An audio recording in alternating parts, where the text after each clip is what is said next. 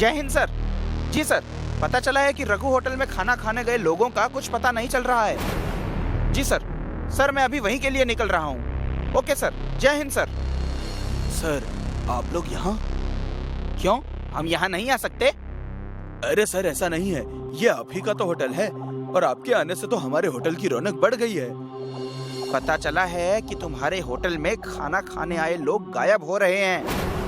अरे सर ऐसा कुछ नहीं है, हमारे होटल का खाना सबसे सस्ता और स्वादिष्ट होता है, इसलिए आसपास के होटल वालों की बिक्री बंद हो गई है, तो उन्हीं लोगों ने अफवाह उड़ा दी है। जी सर, यहाँ ऐसा कुछ भी हाथ नहीं लगा जिससे ये पता चले कि यहाँ कुछ गड़बड़ है। ठीक है सर, मैं इस पर नजर रखूंगा सर। जय हिंद सर। सुबह से शाम हो गई, आज एक भी ग्राहक नहीं आया है।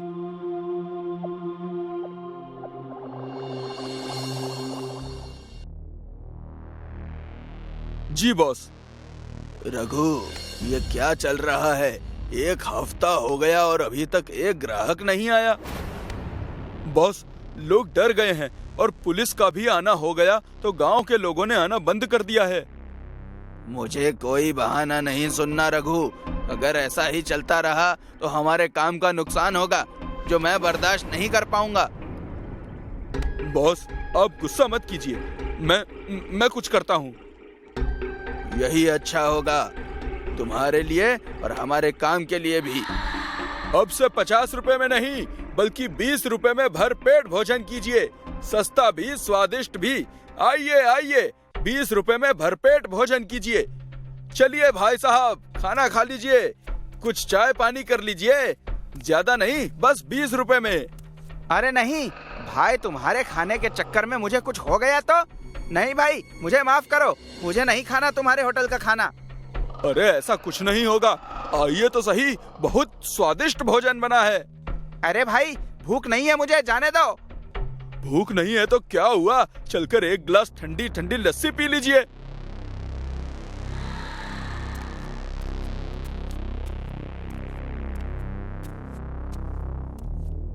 भैया मेरा नाम भोला है, मैं मुसाफिर हूँ और मुझे बहुत जोर की भूख लगी है। कहीं कुछ खाने को मिल जाए तो मैं अपनी भूख मिटा लूं। अरे आप सही जगह आए हैं, हमारे होटल का खाना सबसे सस्ता भी है और स्वादिष्ट भी। पर भैया मेरे पास तो पैसे नहीं है। अरे कोई बात नहीं, आखिर जरूरत पड़ने पर इंसान ही इंसान के काम ना आए तो वो इंसान ही कैसा। भैया आप बड़े दयालु हैं। अरे ये सब छोड़ो और मेरे साथ चलो, यहीं पास में मेरा होटल है, वहाँ का खाना खाकर आपकी सारी थकावट दूर हो जाएगी।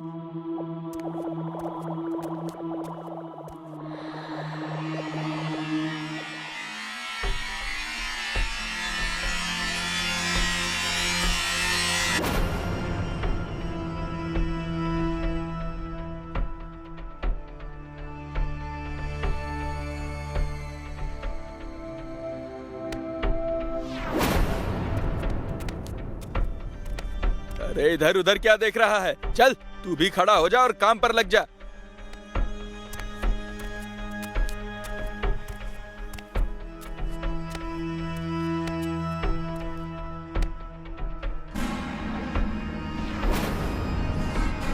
ये सब क्या है? मुझे यहाँ क्यों बांध कर रखा है? तुम यहाँ पर हमारे लिए काम करोगे ताकि हमें और सोना मिल सके। मैं तुम्हारा कोई काम नहीं करूँगा। काम तो तुम्हें करना ही पड़ेगा, वरना बेमौत मार दिए जाओगे।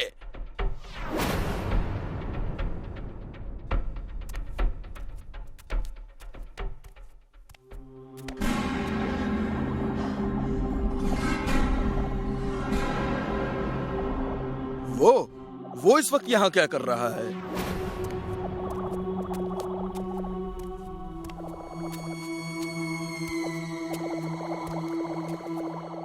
अरे सर आप, अगर कोई काम था तो मुझे बुला लिया होता।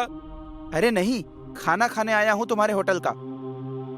सर होटल तो बंद हो चुका है, फिर भी देखता हूँ कुछ हो आपके लिए तो। सर ये दाल रोटी ही बची है, आप इसी से काम चलाइए। ये आवाज कैसी है? सर वो होटल का इंटीरियर ठीक करा रहा हूँ।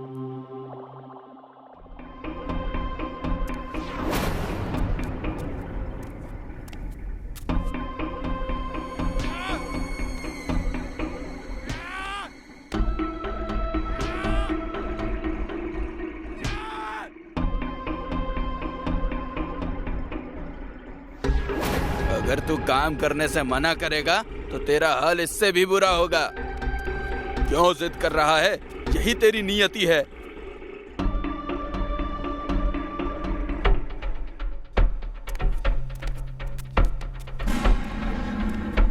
अच्छा, तो ये काम हो रहा है होटल की आड़ में? हाँ, तुम यहाँ कैसे आए?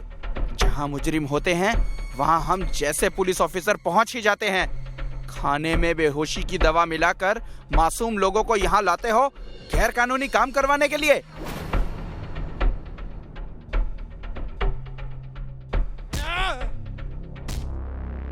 अब तू हमारे बारे में बहुत कुछ जान चुका है, तो अब तुझे मरना पड़ेगा। नहीं रघु, इसे भी काम पर लगाओ ताकि इसे देखकर बाकी लोग भी समझ जाएं कि यहाँ मेरे काम को कोई मना नहीं कर सकता है। ये वर्दी लोगों की हिफाजत के लिए पहनी है, तेरी गुलामी करने के लिए नहीं। छोड़ दो उसे, वरना तुम लोगों का अंजाम बहुत बुरा होगा। रघु, पहले इस इंस्पेक्टर को ठिकाने लगा, उसके बाद इस कमीने को।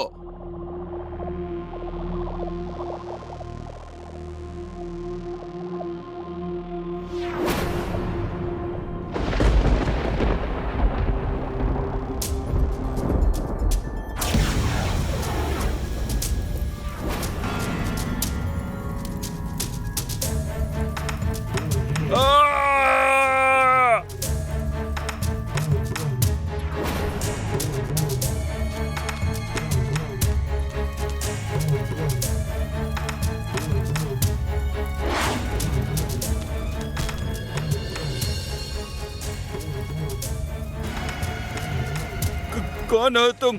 मुझे छोड़ दो। मैं आज से सारे गलत काम छोड़ दूंगा और इन लोगों को भी आजाद कर दूंगा। छोड़ दो मुझे। मरना तो तुझे होगा, क्योंकि मैं तुझे मारने ही आया हूँ। रुक जाओ, मैं नहीं जानता आप कौन हैं, पर इसे छोड़ दीजिए। आप कानून को हाथ में नहीं ले सकते। इस माल्या ने इसी कानून की धज्जियां उड़ाई थी आज से 3 साल पहले। मैं इसी भीमापुर गांव का थाना इंचार्ज था, इंस्पेक्टर भोला सिंह।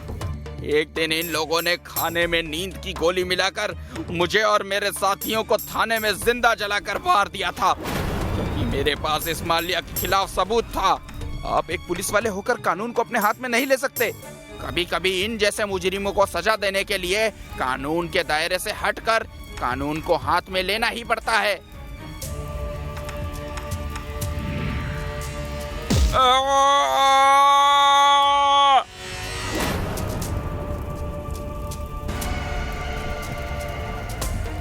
डरो मत, अब तुम सब आजाद हो।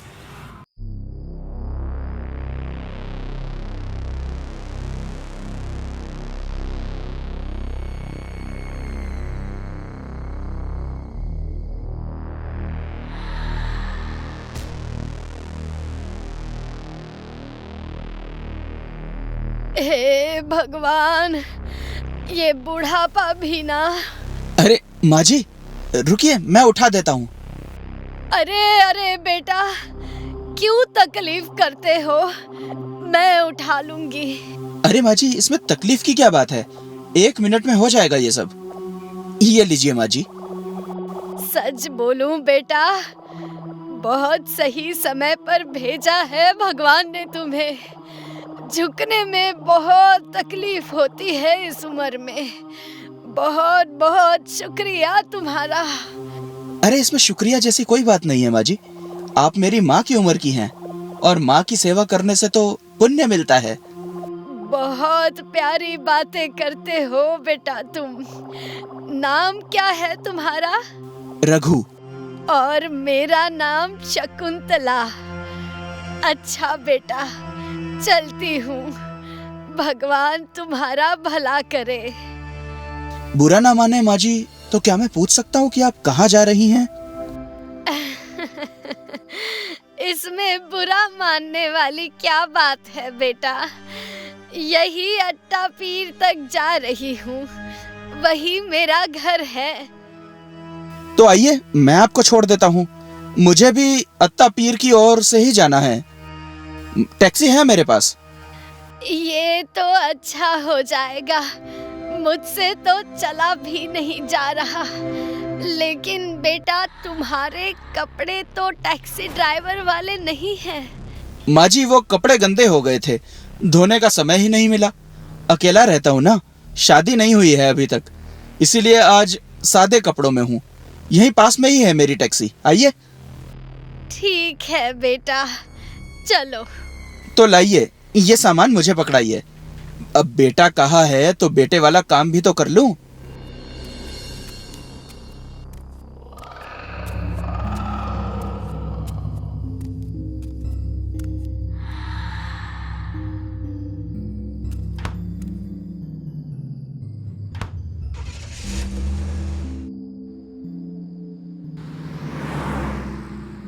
अत्तापीर में कहाँ छोड़ूं माँ जी? आनंद कॉलोनी में एंटर करते ही सीधे हाथ पर मोड़ लेना बेटा। उस गली में आखिरी घर मेरा ही है, 610। जी माँ जी।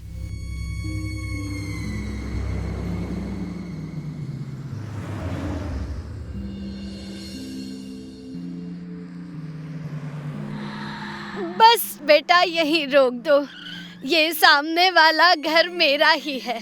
अरे वाह माँ जी, आपका घर तो एकदम महल जैसा है। बस बेटा, इस महल में बस दीवारें ही रह गई हैं। मतलब? अब तुमसे क्या छिपाना, मैं इस घर में अकेली ही रहती हूँ। मेरे सिवा इस घर में अब कोई नहीं। जितने अपने थे सबको एक एक करके ऊपर वाले ने अपने पास बुला लिया बेटा। जाने कब मेरा नंबर आएगा। शुभ शुभ बोलिए माँ जी, भगवान करे आपकी उम्र लंबी हो। ऐसा मत बोलो बेटा, जितना जीना था जी लिया। अब तो ये फल और सब्जी लाना भी मुश्किल हो गया है। ऐसा है तो मुझे याद कर लिया करें माँ जी, मैं ले जाया करूंगा आपको मार्केट। ये मेरा नंबर है। ठीक है बेटा, कितने पैसे हुए तुम्हारे? कैसी बात कर रही हैं माँ जी, एक तरफ बेटा कह रही हैं और दूसरी तरफ पैसे की बात कर रही हैं। कोई बेटा अपनी माँ से किराया लेता है क्या? खुश रहो बेटा, खूब तरक्की करो।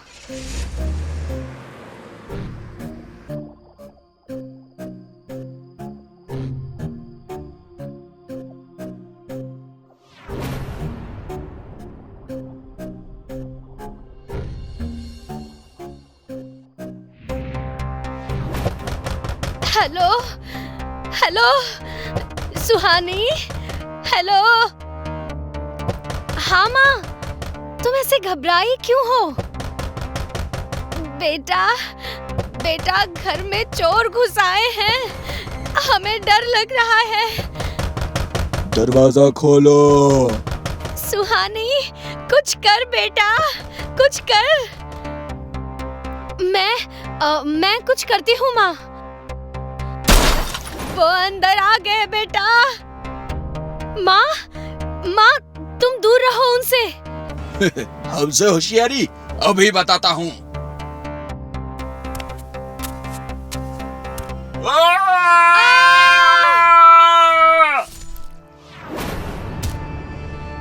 माँ, पापा, क्या हुआ माँ?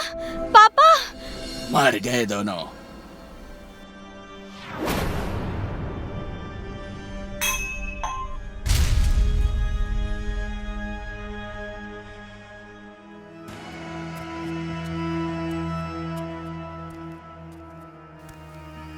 संभल कर राणा, आवाज नहीं, बुढ़िया घर में ही है। सॉरी बॉस, गलती हो गई। बॉस, घर तो बहुत ही शानदार है, इसीलिए तो लाया हूं तुम्हें यहाँ।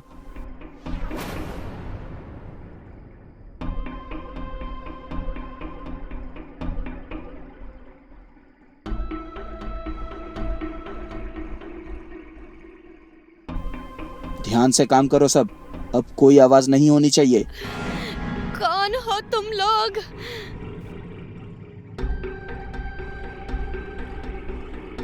मर गए।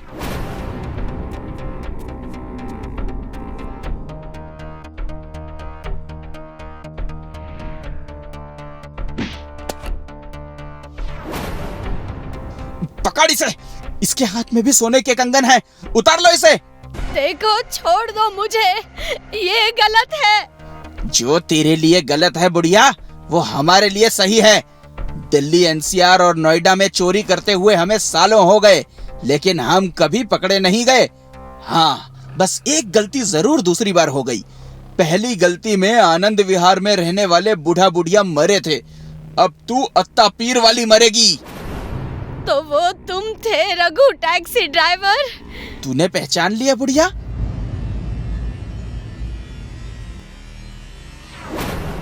आज ही तो सुनी थी तेरी आवाज बेटा, कब से तुम्हारा इंतजार कर रही थी। रोज सड़कों पर हाथ में सोने के कंगन डालकर चारा डाल रही थी तुम्हें। आज मिले हो, अब नहीं छोड़ूंगी। तूने मेरे माँ पापा को मार डाला था ना, अब मैं तुम सबको मारूंगी।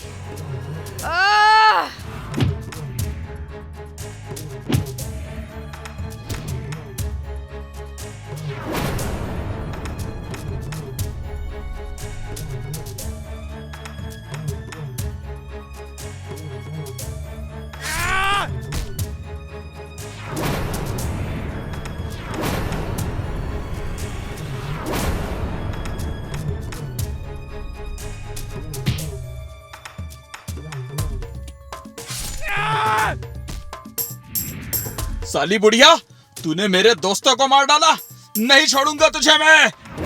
तो किसने कहा है छोड़ मुझे? मैं तो कहती हूँ आज तो मुझे पकड़ ही ले।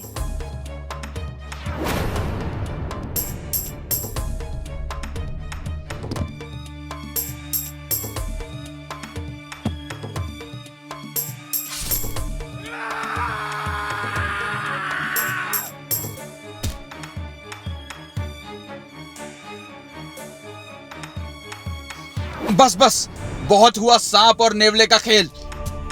तुम मुझे यहाँ चारा डालकर लाई थी ना, तू मुझे चारा डालकर नहीं लाई। तेरी मौत तुझे यहाँ लेकर आई है, अब तू नहीं बचेगी। उसमें गोलियां नहीं है रघु।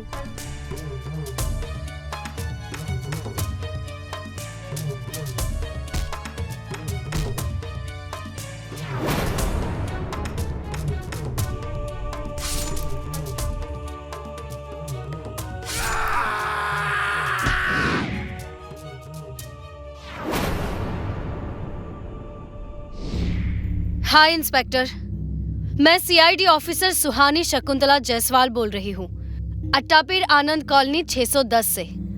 मेरे घर में 3 चोर घुस आए थे। सेल्फ डिफेंस में तीनों मारे गए। Please come fast. आज मेरे माँ पापा की आत्मा को शांति मिल गई होगी। किसी इंसान को इतना परेशान नहीं करना चाहिए कि वो अपना मानसिक संतुलन खो बैठे, उसे अपने जीने पर पछतावा हो, क्योंकि ऐसा इंसान ज्यादा खतरनाक हो जाता है। और अगर बात उसके रंग की हो तो वो और भी भयानक कदम उठा सकता है। आज के इस कलयुग में हम ऐसी ही एक कहानी आपको दिखाने जा रहे हैं। शहर के एक बड़े से कॉलेज में एक दिव्या नाम की लड़की पढ़ने आती थी। वो पढ़ाई में बेहद होशियार होने के कारण क्लास में हमेशा टॉप आती थी, पर वो हमेशा दुखी और अकेले रहती थी, और इसकी वजह थी उसका काला रंग। उसे अपने काले रंग से बहुत शर्म आती थी। क्लास में उसके साथ पढ़ने वाली बाकी लड़कियां भी उसके काले रंग से चिढ़ती थी। एक दिन कॉलेज छूटने के बाद जब दिव्या अपने घर जा रही थी, तब अचानक उसकी 2 सहेलियां अंजू और नीता उसके सामने आ गई और उसका मजाक उड़ाने लगी। क्या बात है दिव्या रानी, आज बड़ी भागी भागी घर जा रही हो? कुछ नहीं, मुझे परेशान मत करो, जाने दो। अरे चली जाना, पर कुछ देर हमारे साथ थोड़ी बात तो कर लो। क्या पता बात करते करते हमारा गोरा रंग थोड़ा सा तुम पर भी आ जाए और तुम भी इतनी बदसूरत ना लगो। अंजू और नीता हंसने लगी। दिव्या को नीता की बात का बुरा लगा। अरे नहीं नीता, ऐसा भी तो हो सकता है कि बात करते करते इस काली का रंग हम पर आ जाए और हमारी खूबसूरती बिगड़ जाए। नहीं अंजू, ऐसा नहीं होगा, क्योंकि इसका काला रंग तो एकदम पक्का है। मरते दम तक ये काला रंग इसके चेहरे से थोड़ा भी कम नहीं होगा। दोनों फिर से हंसने लगे। दिव्या को इस बात पर गुस्सा आ गया। तुम सब कितने बुरे हो। तुम्हारी इन्हीं हरकतों की वजह से मुझे कितनी तकलीफ होती है, इसका अंदाजा है तुम्हें? ज्यादा बोलने की जरूरत नहीं है। निकल अब, आई बड़ी तकलीफ बताने वाली। हाँ तो, और कल जरा अच्छे से रगड़ रगड़ कर नहाना, क्या पता शायद थोड़ा काला रंग निकल जाए। दोनों फिर से हंसने लगे। दिव्या रोती हुई वहां से चली गई। दिव्या रोती हुई अपने घर आई। घर में उसकी माँ भी थी। क्या हुआ बेटी, रो क्यों रही हो? मैं कल से कॉलेज नहीं जाऊंगी। क्यों? टीचर ने कोई सजा दी? नहीं, वो बात नहीं है। फिर क्या बात है? क्लास की सभी लड़कियां मुझे मेरे काले रंग की वजह से चिढ़ाती हैं, इसीलिए मैं नहीं जाऊंगी। दिव्या बेटा, ऐसा नहीं कहते, ये सब तो होता रहता है। तुम इन सब बातों पर ध्यान मत दिया करो, तुम सिर्फ पढ़ाई पर ध्यान दो। इतना कहकर माँ अपना काम करने के लिए अंदर चली गई। कोई मुझे नहीं समझता। मुझे इस बात की कितनी तकलीफ होती है, ये मैं किसको बताऊं? दिव्या वहीं रोती रही। कुछ दिन बाद दिव्या मुस्कुराती हुई कॉलेज आई। सब लड़कियां उसे फिर से चिढ़ाने लगी। दिव्या चुपचाप जाकर अपने बेंच पर बैठ गई। अंजू उसके बगल में आकर बैठी और उससे बात करने लगी। क्या हुआ, आज बड़ी खुश लग रही हो? कुछ नहीं हुआ, बस आज बहुत अच्छा लग रहा है। क्यों, तुम गोरी होने वाली हो क्या? नहीं, उससे भी अच्छी बात होने वाली है। शायद सब कुछ ठीक होने वाला है। क्या ठीक होने वाला है और कैसे, वो सब मुझे नहीं पता। तुम्हारा दिमाग खराब हो गया है क्या? कुछ भी बोल रही हो? नहीं, पर वो सब छोड़, ये ले चॉकलेट खा, मेरी माँ ने अपने हाथों से बनाए हैं। क्या बात है, चल, तेरा इस क्लास में आने का और मुझसे मिलने का कुछ तो फायदा हुआ। अंजू ने वो चॉकलेट ली और खा ली। वाह, बहुत अच्छी बनी है। और है? नहीं, अब मेरे पास नहीं है, लेकिन घर पर बहुत सारे हैं। ये सिर्फ टेस्ट के लिए लेकर आई थी। ठीक है, कल ज्यादा लेकर आना।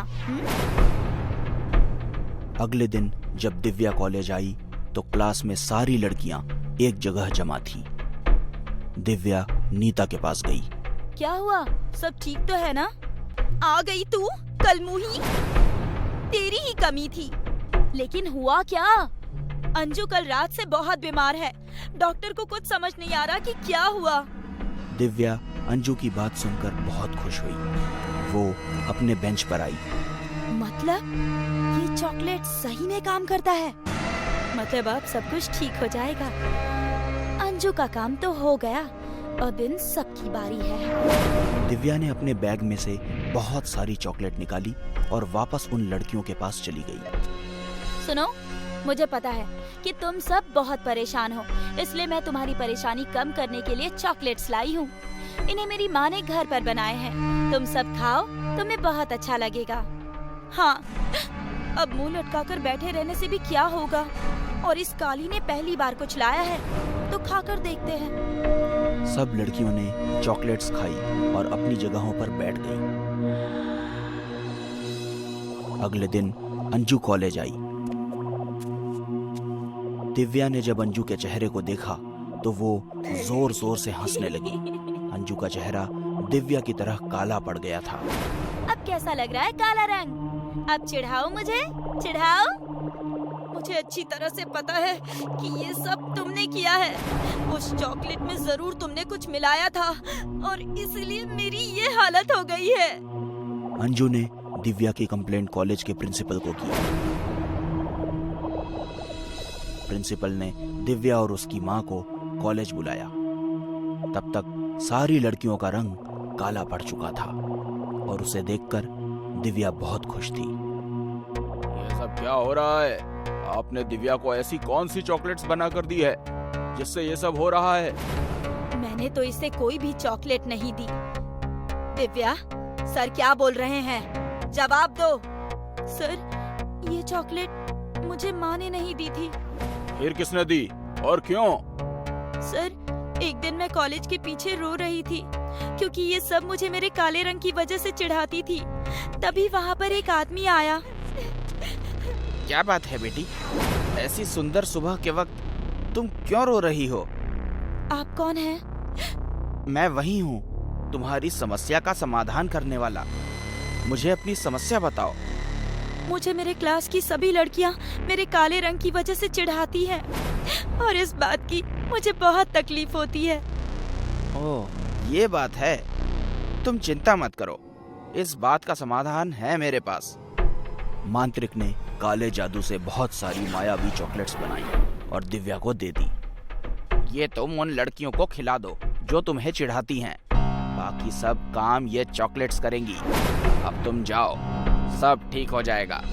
उन्हीं के कहने पर मैंने ये सब किया और अब मुझे बहुत अच्छा लग रहा है। ये सब अब मेरी तरह ही दिखने लगी है। अब कोई मुझे काली कहकर नहीं चिढ़ाएगा। प्रिंसिपल को सारी बात समझ में आ गई। तुम सबको शर्म आनी चाहिए। तुम दिव्या को उसके रंग की वजह से चिढ़ाती थी, इसलिए उसने ऐसा किया। मैं ये नहीं कह रहा कि उसने सही किया, पर तुम लोगों की गलती इसमें ज्यादा है। इस हादसे के बाद प्रिंसिपल ने उस मांत्रिक को ढूंढने की बहुत कोशिश की, पर उसका कहीं पता नहीं चला। अब वो लड़कियां वैसी की वैसी ही रहीं, काली।